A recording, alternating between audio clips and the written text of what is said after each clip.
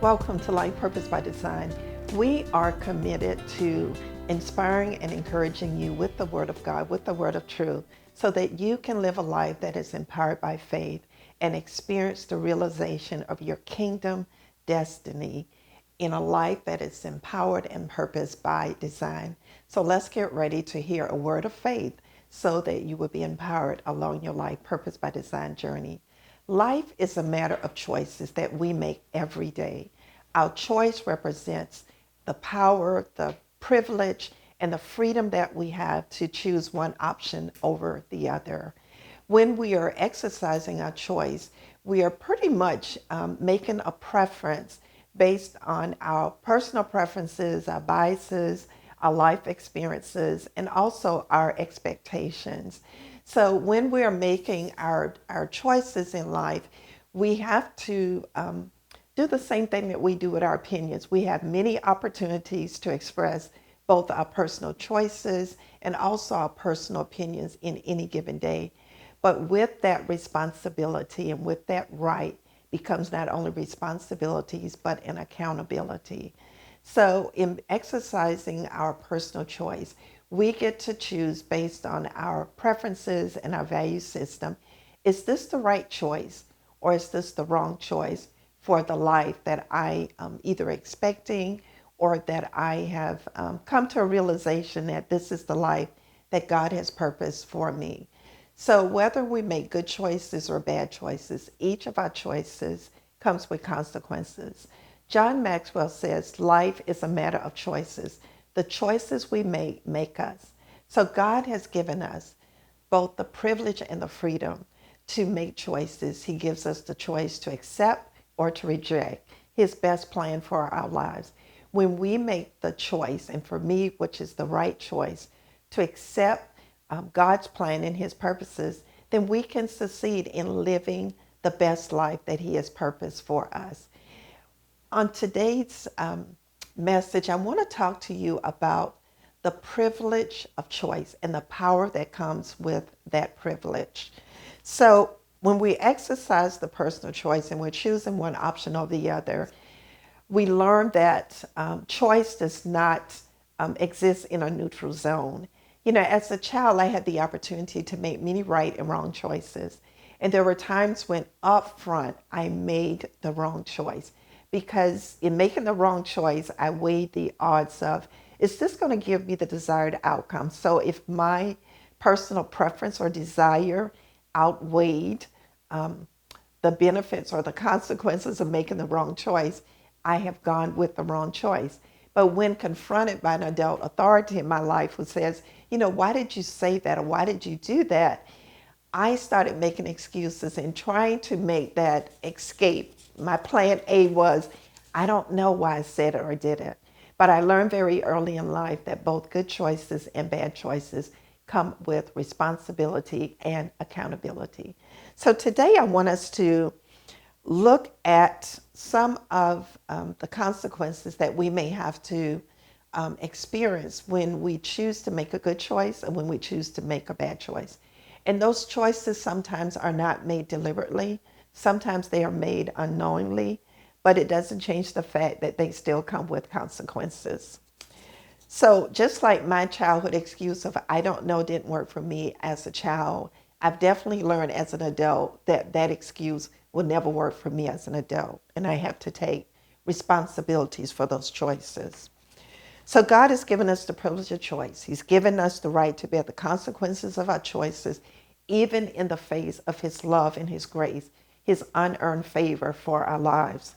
2 Corinthians 12:9 tells us, each time He said, my grace is all you need. My power works best in weakness. So now I'm glad to boast about my weaknesses so that the power of Christ can work through me. So the ultimate authority over the consequences of our choices that we make in life belongs to God. We have the right and the privilege to make the choice, but He is the holder of the consequences of the choices that we make. And even though He does that in love, it will not allow us to escape those consequences. Galatians 6:7-8 says, don't be misled. You cannot mock the justice of God. You will always harvest what you plant. Those who live only to satisfy their own sinful nature will harvest decay and death from that sinful nature. But those who live to please the Spirit will harvest everlasting life from the Spirit. So I want us to look at a few life lessons in the life of two sisters that Jesus dealt with around the privilege of choice. These are two sisters, Mary and Martha. You're probably very familiar with their story, that loved Jesus very much, and Jesus loved them very much. So they had the opportunity to exercise their privilege of choice in an encounter that they had with Jesus in their home.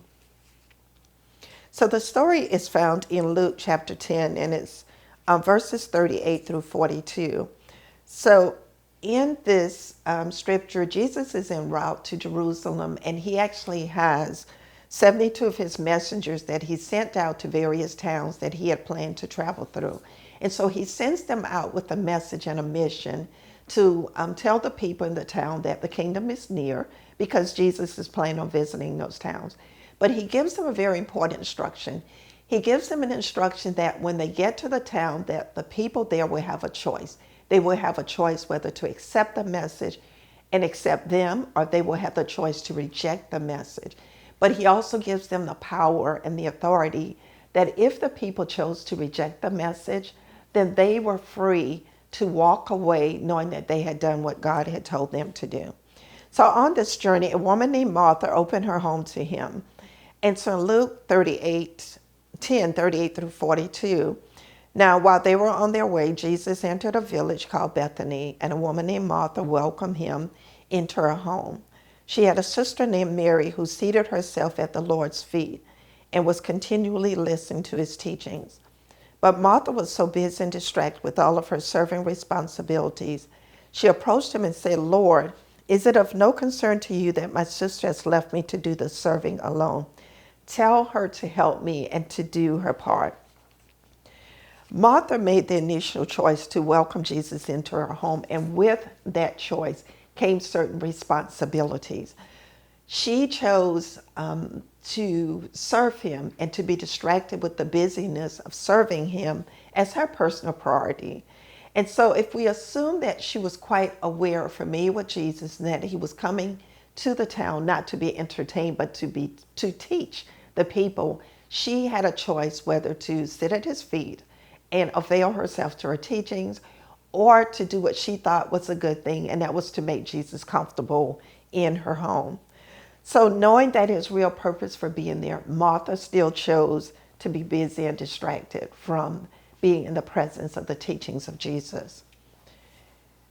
And then having made that choice and not willing to, maybe not realize the responsibility of owning up to that choice, Martha was making a decision to try to delegate that choice responsibilities with her sister Mary. But Jesus' response to Martha's dilemma of having made the choice to be very busy and distracted in his presence is found in verse 41. But the Lord replied to Martha, "Martha, Martha, you are worried and bothered and anxious about so many things." Notice Jesus' tone to Martha. He doesn't get upset with her. He doesn't scold her. He respects her choice to welcome him into her home. He respects her choice to do the activities and the busyness that she chose to do while he was present. He wasn't angry with her for even having the audacity to say, "Hey, Jesus, I need some help here. Can you send me some help? Can you make my sister Martha, my sister Mary, come and do what I'm doing versus what she's choosing to do?" So Martha is saying, yeah, I chose to be busy. I chose to be distracted. I chose not to kind of listen to you up close and personal. And maybe she was able to hear from a distance. I don't know. But in any case, her choice came with consequences. Verse 42 says, "But only one thing is necessary, for Mary has chosen the good part." And Jesus is saying that which is to her advantage, and it will not be taken from her. When God gives us the privilege of choice, to make the right choice, the wrong choice, to accept him, to reject him, to choose the best life or the second best that we may think that we're choosing for him, he is determined, and he's promised in his word that he will never take the gift of choice away from us. Whatever it is that we choose to do that we think is to our advantage, He's going to allow us to make that choice. And his responsibility is to lovingly have us to experience the consequences of what we thought was to our advantage. So Mary sat at the feet of Jesus to learn more from him at a time that was untraditional for women to be taught, and especially to be in the presence of an esteemed rabbi. And even though Martha, her sister, criticized her, it didn't take away from Mary being steadfast in the choice of being close to Jesus, listening to his teachings, and availing herself of what she thought was the best choice. Jesus demonstrates the power of choice in how he responds to both Mary and Martha. He clarifies for Martha that both you and Mary had a choice to make, and I'm going to respect both of your choices. So by clarifying the power of Mary's right choice, Jesus provides Mary with the opportunity and Martha to weigh the pros and cons of their choices. The opportunity to choose between busyness and intimacy. The opportunity to choose between how do you prioritize your time when Jesus is calling you to be in a place with him, a place of intimacy, a place of closeness, a place of teaching and hearing a word from him, or the opportunity to take care of some of your daily opportunities. Martha wanted to do for Jesus, and she thought that was the right choice. Mary wanted to be with Jesus, and she thought that was the right choice. Neither choice was the wrong choice, as Jesus has said.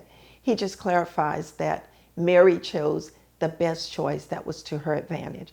What are some choices that you feel like you need to make in your life, in your ministry, in your family, that you've got a choice A and a choice B, and you're trying to decipher what is going to be the best outcome based on the choice?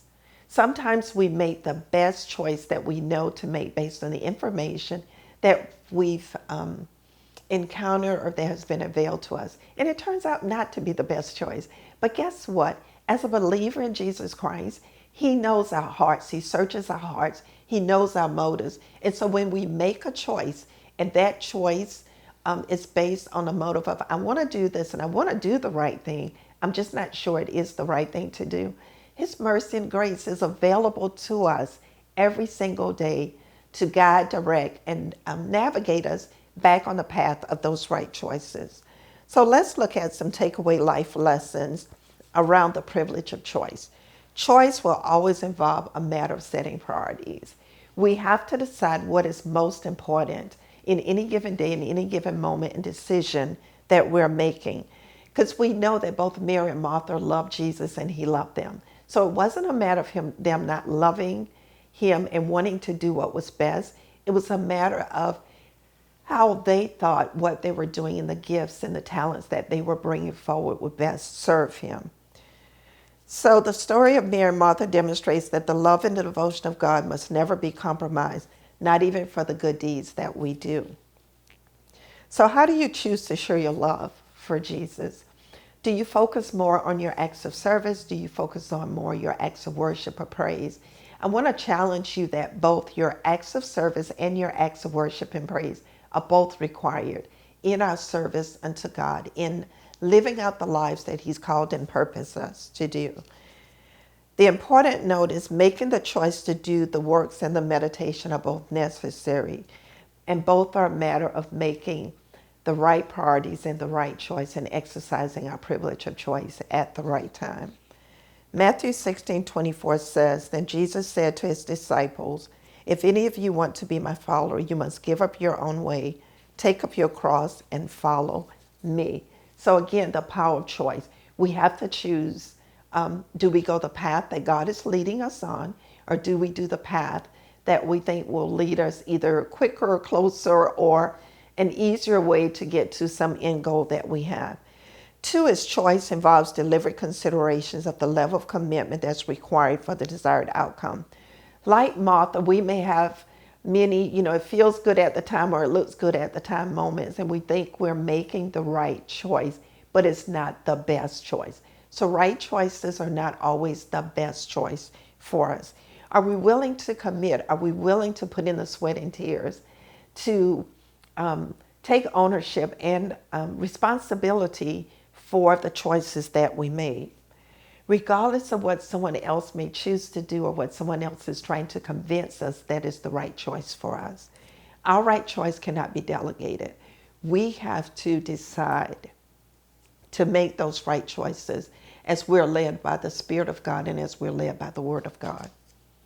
So when we make a choice or decision, we're challenged to evaluate, do I have the capacity and the capability to carry out this choice? Am I willing to put in the sweat and tears? Is the choice I'm making going to afford me the dividends of what I'm expecting? What purpose in life does this choice serve? Is it important to the purpose for which your life has been designed? 3 is that choice involves taking personal responsibility and accountability for God's revealed will for our individual lives. Again, delegation of our kingdom privilege of choice is not an option. We have to take responsibility when God has revealed his plan and he's revealed his purpose. When he's been very clear on a direction that he wants us to take, we don't get to delegate that or blame somebody else when we've chosen the wrong choice. Romans 14:12 says, yes, each of us will give a personal account to God. 2 Corinthians 5:10 says, for we must all stand before Christ to be judged. We will receive whatever we deserve for good or evil we have done in this earthly body. The exciting thing about the privilege of choice is that choice involves a purpose, but it also involves a promise. Think about all the promises that God has given us, where he says, I will if you will. It's a purpose of obedience, but it's a promise of the faithfulness of God. So when we do our part in seeking God's face, asking him for wisdom so that we can make the right, best choice for the life he's purposed for us, we get to live out our life purpose, but we also get to live out the promises that God has given us. Our choosing to purposely make the right choice affords God the promise to fulfill whatever he says will not be taken away from us. What is a promise that God has given you that you know if you make the right choice to trust him, to obey him, to do that which is pleasing in his sight, you know that no matter what the challenge, no matter what the obstacle you may encounter in life, that choice and that right will not be taken away from you to walk in the fulfillment of the promise that he's made for you. You know, every day we are challenged to make right and wrong choices in the face of just everyday life. But we are challenged also to set aside those things that really will not pay good kingdom dividends in our lives and to make the choice that gives us the purpose of the promises that God is giving us. In Jeremiah 29:11, for I know the plans and the purposes I have for you, to give you a hope and a future, so that you can live a life that I've purposed for you by design. Today is the right time for us to start thinking about the choices that we make, and to think about those choices from the perspective of ownership of those choices and accountability of those choices. And our accountability is not just to us, but our accountability is to the purposes for which God has made us. So being in an intimate faith relationship with God, sitting at his feet, listening to his voice, and choosing to walk in obedience to his instructions is our pathway to exercising the privilege of choice that God has given to us. So as a matter of privilege, I challenge you to choose God's plan and purposes for your life, to make not just the right choice, but to make the best choice that he's availed to us, so that you can experience both the purposes of God and the promises of God. Thank you for joining us here at Life Purpose by Design. Walk in your privilege of choice.